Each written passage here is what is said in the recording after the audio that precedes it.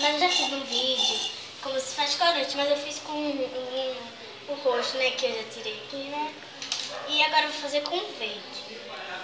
Aí você vai fazer aquele mesmo processo. Aqui você vai tirar a tampinha e o negocinho.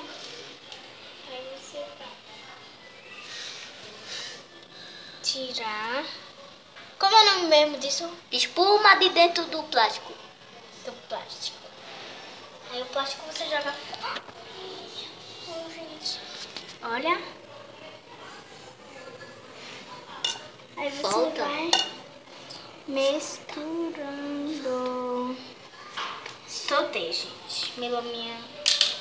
Aí você vai pegar o negocinho daqui, ó.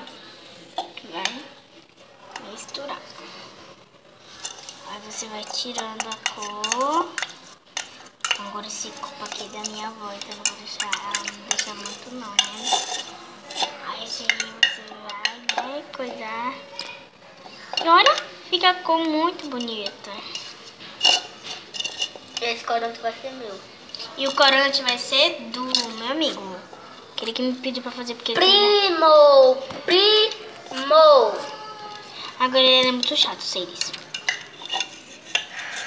Pronto. Tá bom, isso daí é meu rosto. Tem uma alergia a esse negócio. Aí você vai misturar.